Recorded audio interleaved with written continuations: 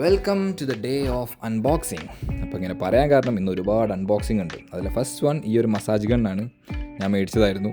പിന്നെ അത് കഴിഞ്ഞിട്ട് ഹർഷിതൻ്റെ ഫാദറിന് വേണ്ടിയിട്ട് ഒരു ഫോൺ മേടിച്ചിട്ടുണ്ടായിരുന്നു. റിയൽമി P1 ആണ് ഫോൺ. ഒരു 15K അണ്ടറിൽ വരുന്ന നല്ലൊരു ഫോണാണ്. അപ്പോൾ അങ്ങനെ ആ ഫോൺ വന്നു, അതിൻ്റെ ഒരു അൺബോക്സിങ് കാര്യങ്ങളെല്ലാം കഴിഞ്ഞു.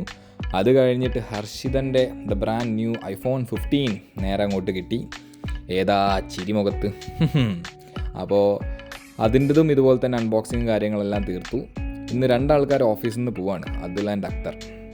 അവരുടെ ലാസ്റ്റ് ഡേ ആണ്. അപ്പോൾ നമ്മളെല്ലാവരും കൂടി ഒരു കേക്കെല്ലാം തട്ടിക്കൂട്ടി.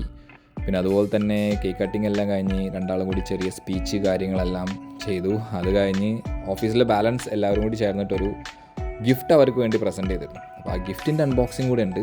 ഒരു ഫയർ ബോൾട്ടിൻ്റെ വാച്ചാണ് നമ്മളോട്ട്, സ്മാർട്ട് വാച്ച്. അങ്ങനെ ഇന്ന് ഇവിടുന്ന് പോകുന്ന രണ്ടാൾക്കും ഓൾ ദ ബെസ്റ്റ് നേർന്നുകൊണ്ട് നിർത്തുന്നു.